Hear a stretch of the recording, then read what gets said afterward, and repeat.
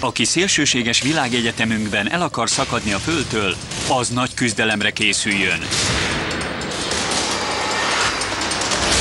A világűr legtávolabbi tartományáig próbálunk eljutni.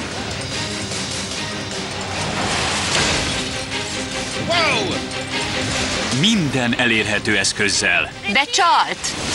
Milyen távolra utazhatunk, és milyen gyorsan? Right. Hibátlan volt. Milyen vadonatúj műszaki megoldások segítenek az utunkon? Milyen hatalmas! Figyelem! Utazásunkra a végső határ felé hamarabb sor kerülhet, mint gondolnánk.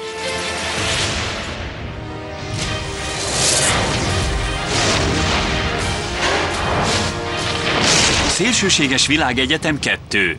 Menekülés a Földről.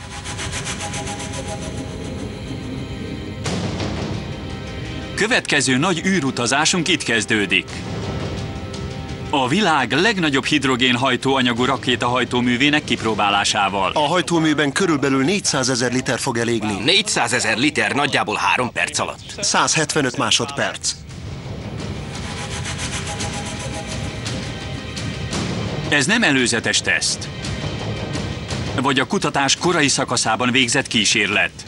Azt fogja bebizonyítani, hogy a nagy teljesítményű hajtómű már kész a rakéták világűrbe juttatására. Már csak be kell indítani. 3, 2, 1. Start!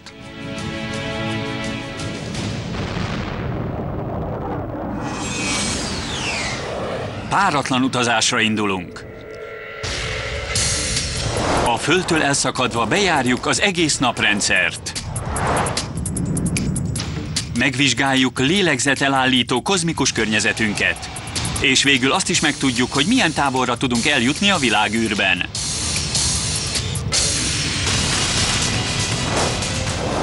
A naprendszer óriási. A Voyager szondák a 70-es évek óta úton vannak, és csak most közelítik meg a naprendszer határát. Valóban hatalmas, mégis parányi a galaxishoz vagy a világegyetemhez viszonyítva.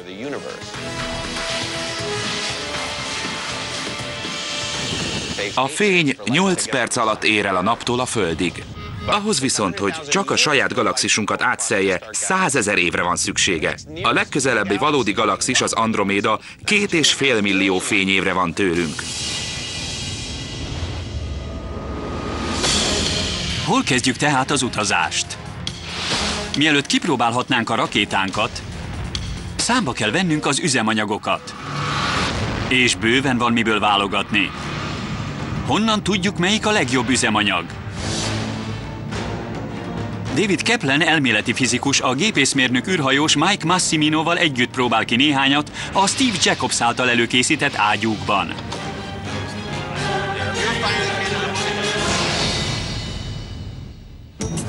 Tudod, hogy mik ezek? Óriási szalámitartók? Azok is lehetnének, de ezek rakéta üzemanyagágyuk. Értem. 2 ágyum is van, az egyik a folyékony üzemanyagokhoz. Igen? A másik a szilárdakhoz. Jó. Benzint fogunk használni, mert az könnyen beszerezhető. Minden nap használjuk. Kipróbáljuk a lőport is. Villanóport is hoztam, az a kedvencem. Tűzijátékokban használják. Egy nagy sebességű kamera örökíti majd meg a háttér előtt repülő lövedékeket. Minden sáv 30 cm széles, így könnyű lesz kiszámítani a lövedékek sebességét. A pálya végét egy üvegtábla zárja le. De van még egy utolsó mérce. Én hol leszek? Te ott a dombon. Az lesz a dolgod, hogy megfigyeld a lövedék becsapódását, és megjelöld a pontot, ameddig felgurul. Innen fogjuk látni, hogy milyen magasra megy. Pontosan. Azért tűzök zászlókat a domboldalba, mert minél gyorsabb a lövedék, annál magasabbra gurul fel. A mozgási energiája helyzeti energiává alakul. A vetélkedő üzemanyagok mindegyikének megvan a maga erénye. A szilárdak, amilyen a lőpor, stabilabbak.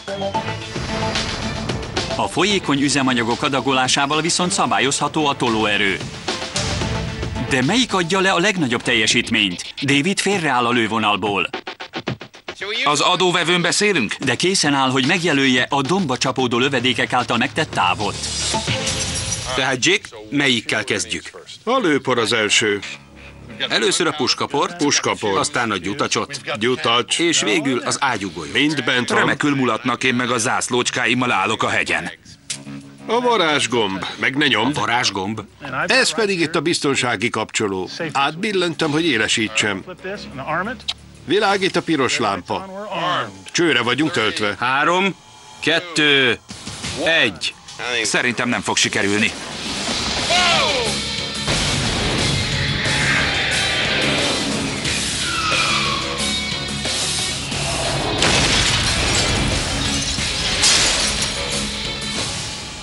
Mit keres Dave ott fent? Látom! Közelebb vagyunk hozzá, mint ő. Tudom!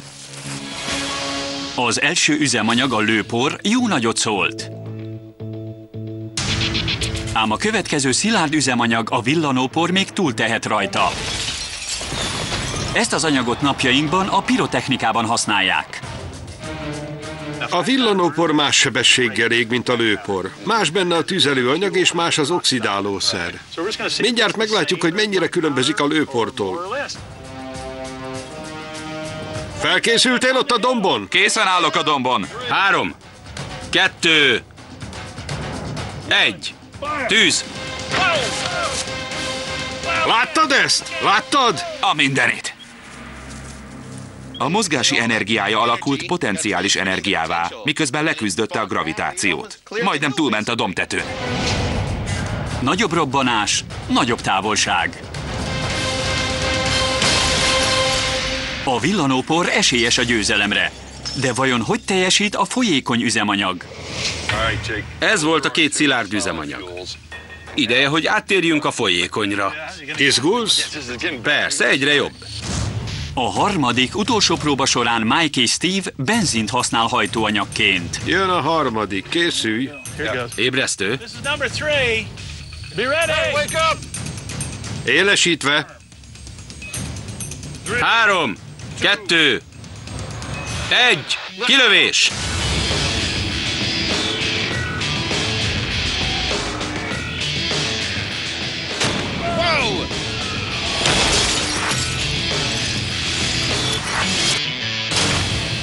A fát találtad el! A fát lőttük meg, Épp a fát találta el. ezért hány pont jár? Mivel az utolsó lövedék egy fába csapódott, David nem tudja megjelölni, hogy hol ért volna földet a lövedék, és meddig gurult volna tovább. Ez nem mérhető. Csak is akkor tudhatják meg, hogy melyik volt a legnagyobb erejű lövés, ha David elvégez néhány számítást. Megvan a lassított felvétel, ami alapján kiszámítható, hogy melyik lövedék volt a leggyorsabb, vagyis melyik üzemanyag adta le a legtöbb energiát.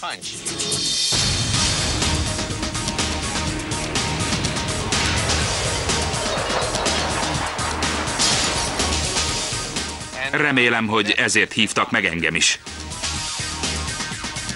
Delta T-vel jelöljük az időt, David veszettül számol, füstszagot érzek. ezzel osztjuk a távolságot, David füléből szivárog, miközben ő a számokkal birkózik. a másodpercenként megtett lábakat számítottam ki, amit aztán km/órára is át lehet váltani. Mi jött ki, professzor? Melyik is volt az első? A lőpor. 205 láb per másodperc, vagyis 225 km/óra. Elég gyors. Gyors volt. Nagyon gyors. Melyik a második? Nem emlékszel, a villanópor? A villanópor. A villanóporra 229 km/óra jött ki. Jó. És az utolsó, melyik is volt? Az volt a benzin. A benzin. Nagyon erős volt. 222 láb per másodperc, azaz 244 km/óra. Tehát a győztes A benzin. a benzin. A folyékony üzemanyag. Szoros versenyben a folyékony benzin lett a mai győztes. Mindez a rakétatudomány alapszabályát igazolja. Általában a folyékony üzemanyagok szolgáltatják a legnagyobb fajlagos teljesítményt. A magyarázat, hogy a folyadék molekulái szabadon mozognak, míg a szilárdanyag molekulái helyhez kötöttek. Mint láttuk, adott térfogatú benzin több energiát tartalmaz, mint a többi üzemanyag. Ám ahhoz, hogy kijussunk a világűrbe, ennél is sokkal nagyobb erő kell. A NASA legmegbízhatóbb megoldása jelenleg a folyékony hidrogén és folyékony oxigén elegye. A meggyújtott keverék heves égése olyan hatalmas rakétákat hajt, mint a műholdakat a pályájukra állító Delta 4. Egy rakétához azonban nem csak üzemanyag kell, hanem hajtómű is. A NASA Mississippi Stennis űrközpontjában rövidesen sor kerül a világ legnagyobb hidrogénüzemű hajtóművének várva várt próbaüzemére. Andy Howell csillagász külön engedéllyel egészen közel mehet hozzá. Sok rakétahajtómű van itt. Igazán lenyűgöző. Ez micsoda? Ez az RS-68-as hajtómű, ami a Delta 4-esek gyorsító fokozata. A hajtómű 5 méter magas és körülbelül 7000 kilós. Ugyanaz a típus, mint amit ma teszteltünk. Óriási a tét. Tulajdonképpen irányított robbantásokról van szó. Ha csak lehet, nem használjuk a robbanás szót. A rakéták indításánál nem történhet hiba. Elképesztő ez a hely. Mit gondolsz, megnézzünk egy tesztet? Hogyne? Biztonsági okokból Andy a Stennis egyik megfigyelő teraszáról nézheti végig az eseményt. Mi a mai teszt célja? Egy RS-68-as rakétahajtóművet próbálunk ki. Miután a hajtómű elkészül, áthozzuk ide a tesztállomásra. Itt győződünk meg róla véglegesen, hogy jól szereltük össze és menetre kész. Ez a hajtómű perceken belül átesik az utolsó vizsgán. 3, 2, 1. Start! A Föld elhagyásához szükséges csúcstechnológiát keresve, először a ma alkalmazott legjobb üzemanyagokat és hajtóműveket tekintettük át. A NASA Stennis űrközpontjában Andy már alig várja, hogy működés közben láthassa a tesztelt rakétahajtómű erejét. 3, 2, 1.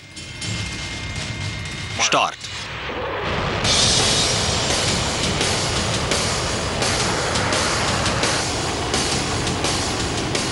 Micsoda láng!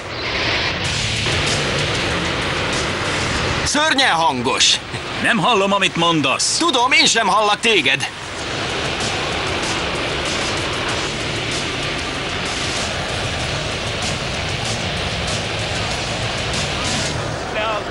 Hát ez látványos volt. Ez már csak ilyen. Sokkal közelebb lehettünk, mint egy rakéta felszállásakor. Látod, érzed és hallod is. Szédületes! Mindig érdemes kijönni és megnézni. Ragyogó narancsszínű fényt láttam, aztán gomolyogni kezdett a gőz. Azt a lángot láttad, amivel a folyékony hidrogén és a folyékony oxigén égni kezd. A sok gőz, ami megjelent, a 100 000 liter folyékony oxigénből és körülbelül 260 000 liter folyékony hidrogénből keletkezett. Bámulatos, hogy víz előállításával juthatunk fel az űrbe. Észbontó. Ahogy mondod.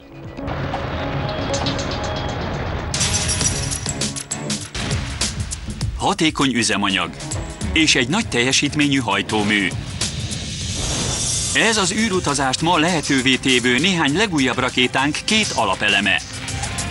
Csak hogy a teljesítménynek borsos ára van, amit be kell szoroznunk a felbocsájtott rakéták számával. Az űrutazás jelenleg költséges és kockázatos. Rengeteg pénzt emészt fel.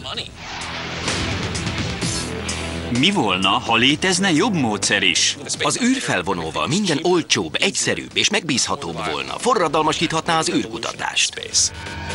Jól hallottuk. Egy űrfelvonóról van szó, amely rendszeresen közlekedhetne felle egy rakétakilövés költségének a 100 részéért.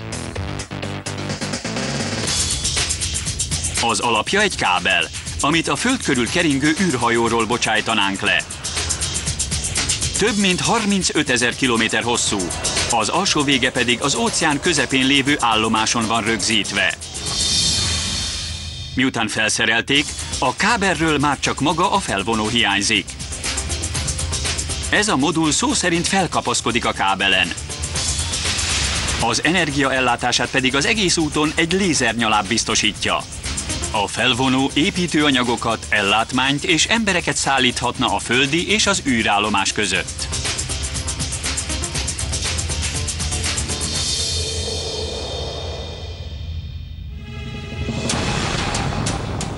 Az űrbe bármit feljuttatni nagyon költséges, mert rengeteg üzemanyag kell hozzá. Ha volna egy űrfelvonónk, ha ténylegesen ki tudnánk építeni egy ilyet, az sokkal gazdaságosabbá tenné az anyagok szállítását. Ám ahhoz, hogy kitárjuk ezt a világűrre nyíló széles kaput, és nyugállományba küldjük a rakétáinkat, jókora műszaki előrelépést kell még elérnünk. Sigrid Klose hamarosan látni fogja, hogy ez a terv nem csak álom. Washington államban a Seattle-i Laser Motive már meg is épített egy prototípust. Ő Otis. Otis önjáró robotjármű, a világ első űrfelvonója. Itt fogadja a fényenergiát, amit a lézer közvetít. Befogja a fotonokat, és az energiát a motort működtető panelhez továbbítja. Szinte ugyanúgy működik, mint a házak tetejére szerelt napelemek, csak a napfény helyett a lézerét alakítja elektromossággá. Az energiával két kereket hajtunk meg. Egy görkorcsolyából valók. Görkorcsolya kerekeket használtok? A két meghajtott kerék szorítja be az acélkábelt, amin felmászunk. A prototípus ugyanúgy működik, mint az űrfelvonó. Az egész berendezést felhúzza a kábel mentén. Ez a változat olyan jól működik, hogy 2009-ben díjat nyert a NASA-nál. Dave, én szívesen megnézném, ahogy Otis mászik. Feltehetjük a kötélre, és megfuttathatjuk a lézerrel. Akkor tegyük meg. Rendben. Elmagyaráznád a működését? Mivel nincs 1 kilométer magasról lefüggő kötelünk, amin Otis felmászhatna, inkább Otis van rögzítve, és lehúzza a kábelt. Így mutatja be, hogy hogyan mászna felfelé az űrfelvonó. Pontosan. Szeretném látni. Akkor nézzük meg. Nézzük. Otis lényegében ugyanúgy fog felfelé haladni, ahogyan az űrfelvonók úszna felfelé a kábelen. A lézer teljesítménye óriási. 1 millió lézermutató kulcstartóéval egyenlő. Párát fújunk a terembe, hogy kirajzolódjon a lézer útja. Dave, ez a terem már tele van köddel. Bekapcsolhatjuk végre a lézert? Szerintem igen. Csak told fel azt a kart. Csinálhatom én? Persze, te indítsd el. Nagyszerű. Minden kész. Kérem a világítást lekapcsolni. Jöhet a lézer.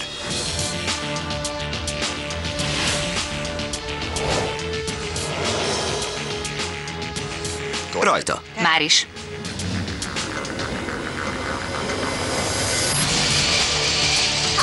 Ez az. Már is mászik.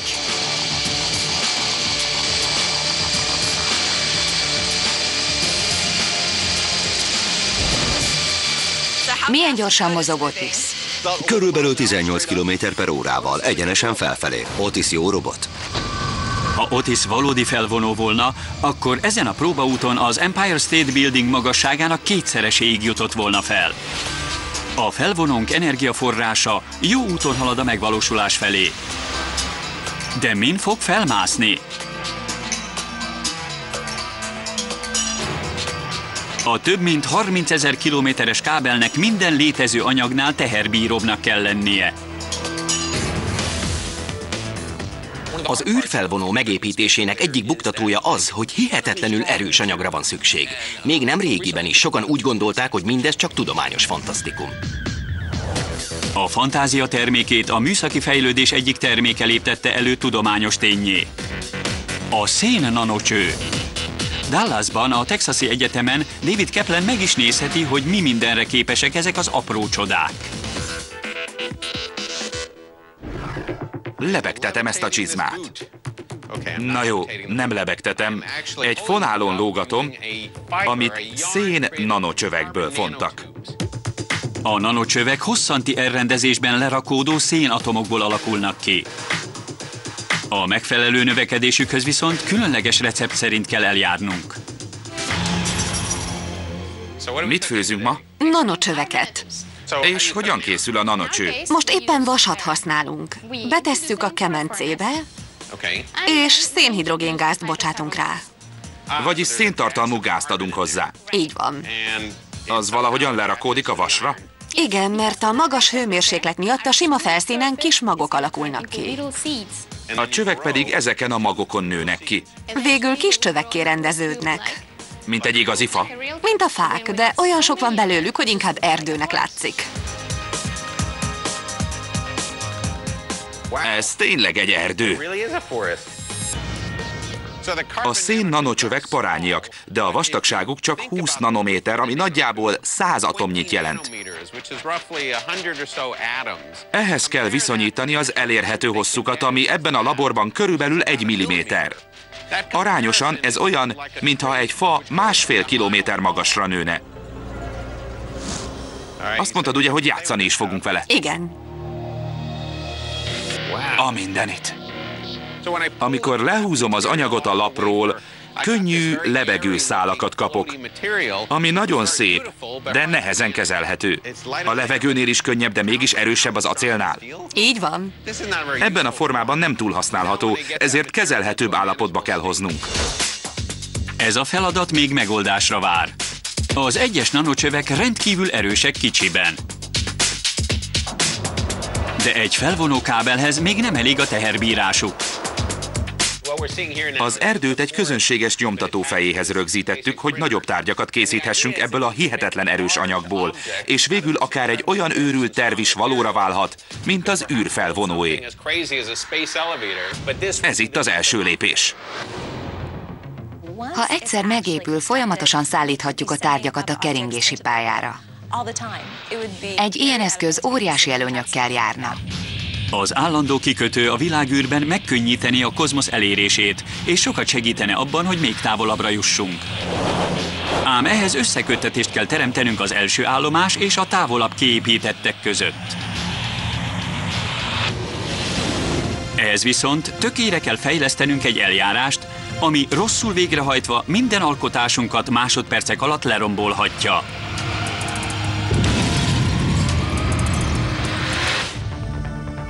A világűr eddig megközelíthetetlen mélységei felé indulva erőteljes és hatékony módszereket találtunk a Föld elhagyására.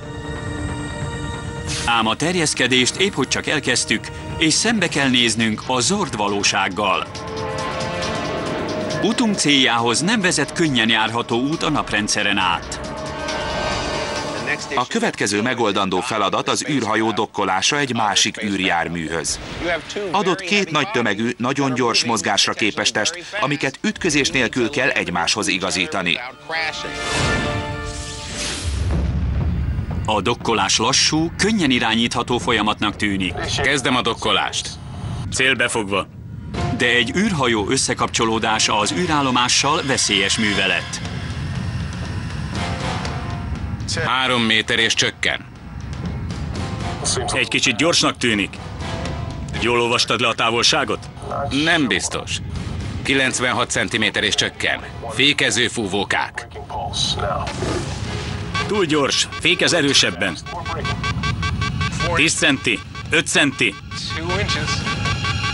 Koccanásnak tűnik.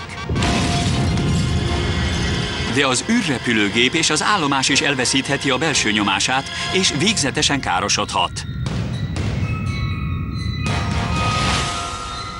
Az űrben az ütközést egy módon lehet elkerülni. Gyakorlással. Pontosan kell tudnunk, hogy mi a dolgunk, hogy semmi se jöhessen közbe a nagynak. A NASA Johnson űrközpontjában az űrhajósok az egyedülálló szimulátor kupolája alatt tanulnak meg az űrrepülőgéppel dokkolni a nemzetközi űrállomáson. Mike Massimino űrhajós ma azt szeretné látni, hogy David Kaplan is meg tudja-e oldani a feladatot. Tehát mi a dolgom? Ezt a négyszögben végződő kart fogod kezelni, ami a transzlációs mozgást irányítja. Ezt itt? Jó. Ha benyomod, akkor gyorsabban mész, ha kihúzod, akkor lassabban. Balra, jobbra, fel és lemozgatva kell a zöld szálkeresztet, pontosan az állomáson kijelölt célra vezetned. Mintha kételkednél. Menni fog? Felkészültem, csak úgy látom, elég értékesnek tűnik. Nagyon értékes, ráadásul nemzetközi, vagyis az egész világ dühös lesz rád. A nemzetközi űrállomásba eddig közel 100 milliárd dollárt fektettek be. Az 1,7 milliárdos űrrepülőgép sem olcsó. És ezek csak az anyagiak. De a személyzet mintegy tucatnyi tagjának az élete is kockán forog. Körülbelül 9 méter távolságban kezdjük. Én mindig mondom, hogy milyen gyorsan haladunk, és milyen messze vagyunk. 5 centiméternél nyomd meg azt a gombot. 5 centinél? 5 centinél bekapcsolunk még néhány fúvókát. Azok adnak egy lökést, és éppen az állomáshoz taszítanak, hogy összekapcsolódjunk. Egyszerű, nem? Majd meglátjuk. Akkor lássuk. Kész vagy? Kész. Amíg nyomod a gázt, addig közeledünk. Jó, nyomom a gázt. Erről van szó. Szerintem a fiamnak ez jobban menne. A távolság 4 méter 91 centiméter. Én tudom, hogy a fiamnak jobban megy. Rossz felé mentem. Azt ne tedd, az űrállomás itt van előttünk. Ideje elmondani egy imát. Imádkozzak? Neki fogunk menni? Remélem, csak ne túl keményen. Csak amennyire kell. Bár David másodpercenként alig néhány centiméterrel jut közelebb az űrállomáshoz, külön-külön mindkettőnek több mint 27 000 km/h a sebessége. Mintha egy 130-al haladó autóval próbálnánk leparkolni. Egy szintén 130 km/h száguldó parkolóhelyre. Már majdnem ott van. Majdnem. 94 centi, ne idegeskedj. Nem vagyok ideges, csak ne kiabálj. Finoman azzal a karral. Egy kicsit ferdén állunk. Igazítsd be. Igyekszem. 63 centi. Most 64. A randevú és a dokkolás folyamata ilyenkor már mintegy 45 órája zajlik. De a sikere ezeken az utolsó pillanatokon múlik. Mikor nyomja meg a gombot? 5 centinél. 5 centinél? Még ne nyomd meg. 30 centiméter közeled. Remek. 29, lassíts egy kicsit. 15 centi.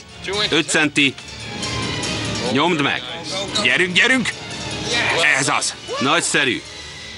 Úgy látom, sikerült. Állati. Szép volt. Köszönöm. Dokkoltunk, most mi jön? Most mindent lezárunk, ellenőrizzük a szigetelést.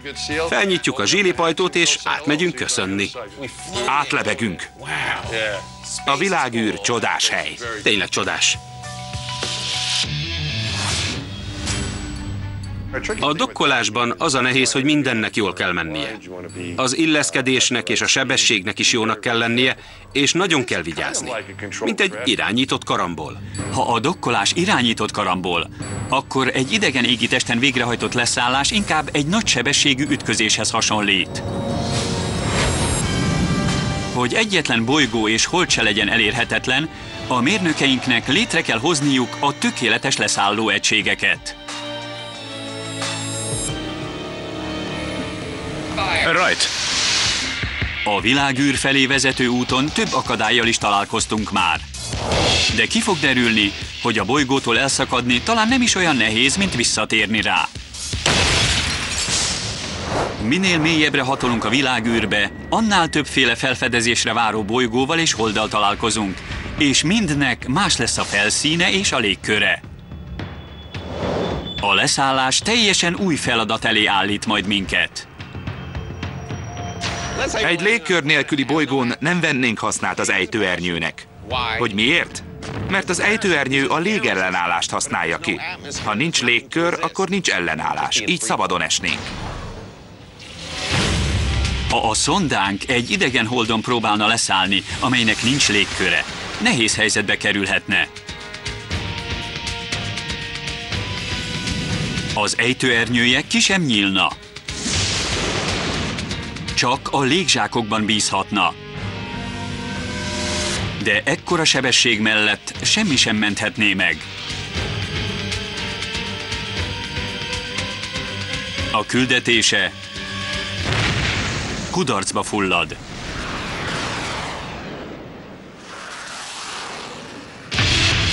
Hogyan kerülhetnénk el egy ilyen balesetet? Az alabamai Huntsville-ben mérnökök a NASA Marshall űrrepülési központjában erre keresnek megoldást. A legmélyebb alagsorban. David Kaplan azért jött el, hogy megnézze, megállja-e a helyét a legújabb alkotásuk. Íme az új technológia.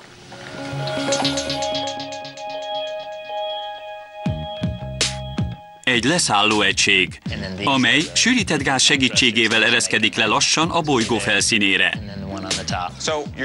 Tehát felemelitek a háló fölé, elengeditek, és 6 méter magasan kezd szabadon esni, amíg a fúvókák be nem indulnak. Így van. Amint elengedjük, a jármű aktiválódik, és automatikusan lassan leereszkedik.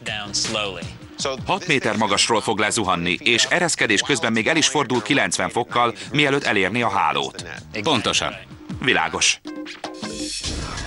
A fedélzeti számítógép által vezérelt fúvókák nagy nyomású levegő kifúvásával irányítják és szabályozzák a leszálló egység süllyedését.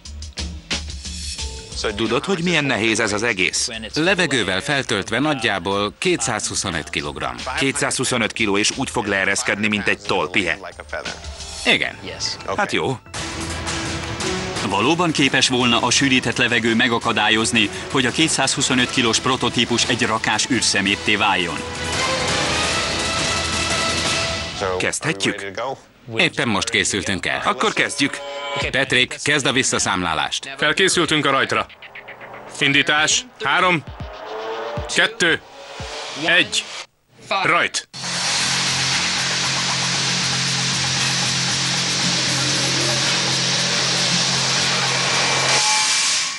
Hibátlan volt. Tényleg tollpihének tűnt. Nem csak úgy leesett, hanem 90 fokkal elfordult, és puhán landolt a hálóban. Állati volt. Ám ha a bolygónkat elhagyva egy új világ felderítése a cél, akkor a leszállás csupán a hosszú folyamat első lépése. Ezt a felderítés követi, hogy többet megtudjunk bolygó és hold szomszédainkról. Nagyon izgalmas helyek várnak felfedezésre a naprendszerben. Ott vannak mindjárt a Mars hatalmas sivatagai, amelyeket egykor talán óceán borított, ahol élet is lehetett. Két rover, a Spirit és az Opportunity már 30 kilométernyit felderített a marsi tájból. De a terep rendkívül nehezen járható. A Spirit küldetése akkor szakadt meg, amikor elakadt a marsi homokban. Az alaposabb felderítéshez jobb, kevésbé kényes járművekre lesz szükségünk. Issa Nensas, a NASA kutatója szerint az egyik alkotásuk, az Axel rover éppen alkalmas a feladatra. Sigrid Klose is részt vesz az egyik próbaútján. Ez itt az Axel rover. Reményeink szerint eljuthat majd a Holdra. És a nehéz marsi terepen is végezhet felderítést. Mit nevezel nehéz terepnek? Hogyan határoznád meg? Mennyire meredek? Mint a mögöttünk látható domb, ami alaposan megnehezíteni a mai roverek dolgát. Vajon hogyan boldogul egy ilyen rover egy efféle sziklafalon? Sigrid még nem sejti, hogy ez a jármű jó néhány trükköt is tud. Van egy titkos képessége, ami elérhető közelségbe hozhatja a naprendszer legnehezebben járható vidékeit.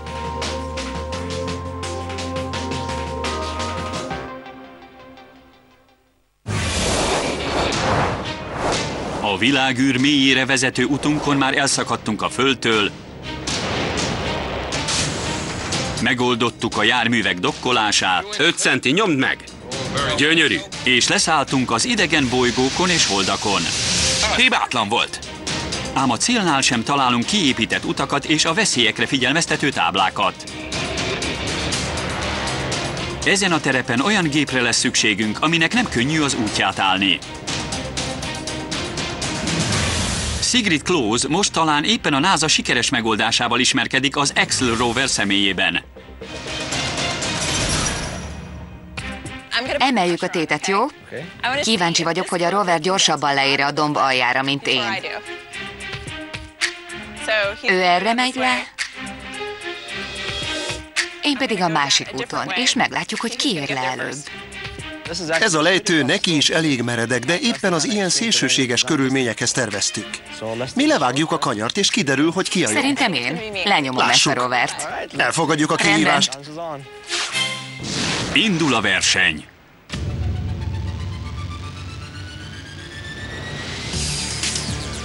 De a rover beveti a titkos képességét.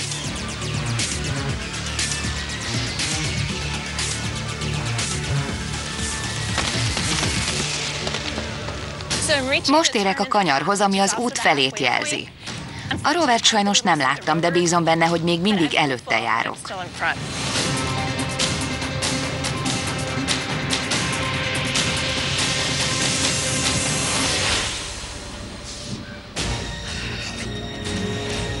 Egyértelmű, hogy a rover nyert, de csalt. Axel nem csalt. Úgy terveztük meg, hogy bírja az ilyen nehéz terepet is. Amikor a dombtetőn láttad, még 4 kerekű jármű volt, ami nagyon nagy távolságok megtételére alkalmas. Amikor nehezen járható részhez ér, akkor ketté válik, és ez a nagyon mozgékony 2 kerekű rész leereszkedik a kötélen. A kar és az összetett kereke segítségével a nehezen megközelíthető helyekre is eljut. Az iker szerkezet sok előnnyel jár. Az egyik 2 kerekű rész horgonyként szolgál fent, a másik pedig felle és minden irányban mozoghat a hatósugáron belül.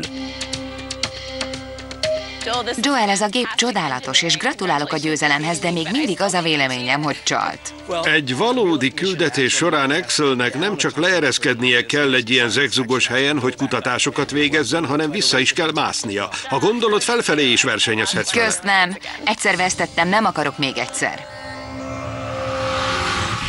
A közeli bolygók és holdak az első felfedezésre váró célpontok.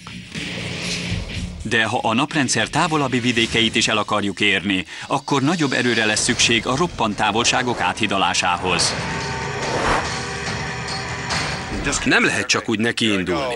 Úgy kell elindítanunk a rakétákkal hajtott járműveket, hogy nem használunk fel túl sok üzemanyagot. Ki kell használnunk a természet nyújtotta összes lehetőséget. Ilyen lehetőséget kínál a gravitáció. A naprendszerben sok a mozgó égitest. Olyan is van, ami nagyon gyors. Ez a mozgás segíthet az űrhajók felgyorsításában. Ugyanis az égitesteket körülvevő gravitációs tér átadhat némi mozgási energiát. Ez az úgynevezett gravitációs hintamanőver. A kulcsa pedig a mozgás. Ha egy bolygó vagy hold nem mozogna a térben, akkor a gravitációja felgyorsítaná ugyan a felé haladó járművet, de le is lassítaná, amikor távolodik. Ám mivel a bolygók és holdak mind mozgásban vannak, a pályájukon haladva paritjaként röpíthetik tovább az űrhajót. A korábbinál jóval nagyobb sebességgel.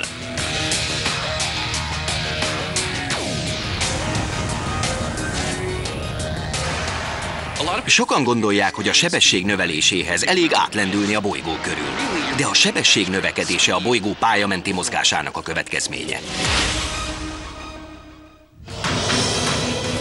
A bolygók roppant erejű tömegvonzásának kiaknázása hasznos trükk.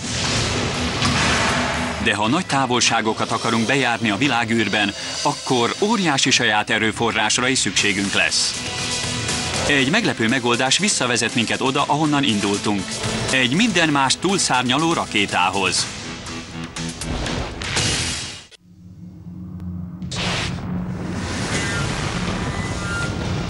A nagy teljesítményű rakéták és a hintamanőverek a mai űrutazás látványos kellékei. Létezik ugyanakkor egy rendkívül hatékony technológia is, amivel minden korábbinál tovább juthatunk. Egy rakéta, amely az anyag negyedik állapotát, a plazmát hasznosítja. A plazma nem más, mint ionizált gáz. A gázt tulajdonképpen csak fel kell forrósítani, és éppen ez történik a villámokban. Ha az anyag elég forró, akkor az elektronokat már nem köti meg az atommag, és elszöknek. Sigrid Klose rövidesen a saját szemével láthatja, hogy a plazma által kifejtett erő eddig soha nem látott módon tárja ki előttünk a világűrt. Dr. Leonard Cassidy látja vendégül az AD Astra vállalatnál. Tehát Leonard, ez itt a Vasimir VX-200. Egy kémiai rakétában, ha jól értelmeztem, tulajdonképpen egy robbanás zajlik. 50 éve használunk már ilyen rakétákat. Miben tér el a tiétek a hagyományos hajtóművektől? A különbség az, hogy a tolóerő kifejtéséhez nem egy kémiai reakció szolgáltatja az energiát. Elektromos energiát adunk át a gáznak, amit aztán felgyorsítunk. Ez a hajtómű robbanásszerű égés helyett elektromos úton fűti fel a gázt. Majd a plazmát mágnesekkel formálja nagy teljesítményű tolósugárrá. A mágneses térrel pedig pontosan irányítható. Így van, azt tereli a plazmát. A bonyolult folyamatból nyert tolóerő sokkal tovább kitart, mint a ma használatos vegyi rakétáké. A hajtómű üzembe helyezése után argongáz áramlik az ionizációs kamrába, ahol plazmává alakul. A plazma mindent elpárologtatna, amihez hozzáér, de a szupravezető mágnesek sora középen tartja és a fúvóka felé gyorsítja. Itt több millió fokra felhevülve lövel ki a hajtómű hátulján, miközben óriási tolóerőt fejt ki. Ám mielőtt ez a rakéta kiléphetne a világűrbe, még ki kell próbálnunk itt a Földön. Egy akkora vákuumkamrában, amiben egy óriási busz is elférne. Ez egy nagyon nagy kamra. A 4 méter átmérőjű kamrában szimuláljuk a világűr vákuumát. Így ellenőrizhetjük, hogy a hajtómű minden szempontból képes megállni a helyét, ha elhagyja a bolygót. Tényleg betolhatjuk és kipróbálhatjuk? Igen. Akkor tegyük azt.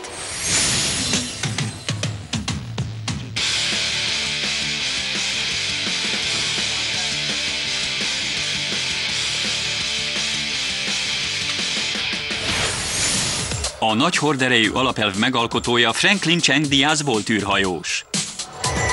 Ha a mostani kísérlet is jól sikerül, nagy tervei vannak a jövőre nézve. Hogyan teljesít ez a rakéta a kémiai rakétákhoz képest? Mennyi idő alatt érne el a Marsra? A Vasimir sokkal gyorsabb, 39 nap alatt is megtehetné az utat. 39 nap a ti rakétátokkal és egy hagyományossal? Kémiai rakétákkal ez nagyjából 7-8 hónapos út. Vagyis így negyed annyi idő sem kell hozzá. Érthető, ha az űrhajósok érdeklődnek iránta. Teljes mértékben sokféle úti cél felmerülhet. A csillagok közé indulunk. Ám mielőtt a rakéta útra kelne a csillagok felé, bekapcsoltam. Még tesztelésre szorul. Nyomd meg a gombot és tudasd mindenkivel, hogy élesítetted. Élesítem. Most add rá az impulzust. Impulzus. A hajtómű egy gombnyomásra beindul. Hát ez félelmetes. És folyamatos plazmanyalábot bocsájt ki. Milyen kék? Ez már a plazma. A kék fényt az ionizált argon bocsátja ki, ami a hajtóműben keletkezik. A kék szín azt jelzi, hogy mindent jól csináltunk.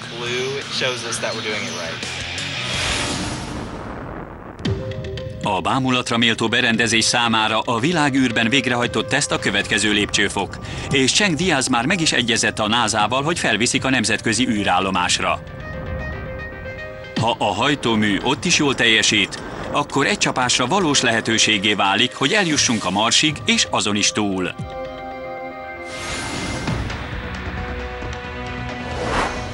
A hajtóműveink fejlődésével egyre hatékonyabban utazhatunk az űrben, és gyorsabban eljuthatunk az utunk céljához. Már is nagy eredményeket értünk el, de jó volna megtenni a következő lépést.